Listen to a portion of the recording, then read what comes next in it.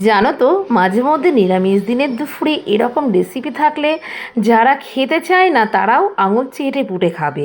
আর এই নিরামিষ দিনের দুপুরে ছোলার ডাল দিয়ে কাঁচা কলার কোপ্তা করে এক কথায় অসাধারণ। নিমেষে গরম ভাত খেতে এতটাই ভালো লাগবে কি বলবো বন্ধুরা।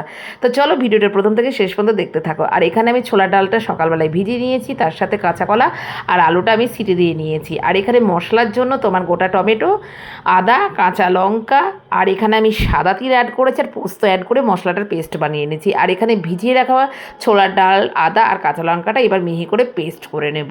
তো দেখতেই পাচ্ছি এখানে আলু আর কাঁচা কলাটা আমার এখানে ছাড়িয়ে নেওয়া হয়ে গেছে। এবার একে একে মশলাগুলো দিয়ে দেবো। তোমার লবণ, হলুদ, লঙ্কার গুঁড়ো, ভাজা মশলা, কিশমিশ কুচি, চিনি, আর তার সাথে অ্যাড করেছি গরম মশলা। আর গরম মশলাটা আর এই ভাজা মশলাটা দিলে না বন্ধুরা, এই বড়ার টেস্টটা দুর্দান্ত লাগে, এক কথায় অসাধারণ।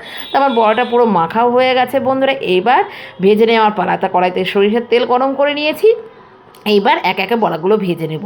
আর কিশমিশটা তোমাদের ইচ্ছা হলে দেবে, না ইচ্ছা হলে দেবে না, কিন্তু বড়ার মধ্যে যখন কিশমিশটা পড়বে বড়াটার মুখে তখন খেতে দুর্দান্ত লাগে, এক কথায় অসাধারণ। আর পারলে একটু তোমরা কেউ যদি মনে করো যে একটু কাজু বাদাম দেবো, সেটাও তোমরা অ্যাড করতে পারো, মানে এতটাই টেস্টি হয়। আর শুধু মুখে এই বড়াগুলো খেতে কিন্তু দুর্দান্ত লাগে। তোমরা একবার হলেও এই প্রসেসে, এই পদ্ধতিতে বাড়িতে বানিয়ে ছোলার ডাল দিয়ে কাঁচা কালার কোপ্তাকারি বানিয়ে খেয়ে দেখা, দুর্দান্ত লাগে। আর মশলার মধ্যে যখন সাদা তিল আর পোস্তটা অ্যাড করা হয় আরও টেস্ট হয়, মানে দুর্দান্ত এক কথায়।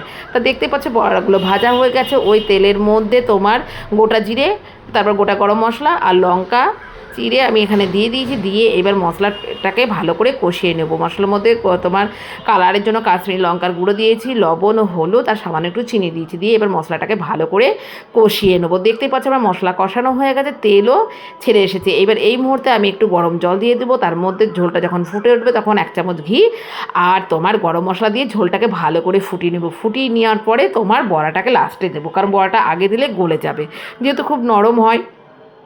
তা দেখতেই পাচ্ছ আমার কাঁচা কলার কোপ্তা কারি পুরো একেবারে রেডি। আর এই ছোলা ডাল দিয়ে তোমরা কাঁচা কলার কোপ্তা কারি একবার হলে বাড়িতে দুপুরে গরম ভাতের সাথে খেয়ে দেখো, দুর্দান্ত লাগে। তা ভিডিওটা কেমন লাগলো অবশ্যই কমেন্ট করে জানিও। টাটা।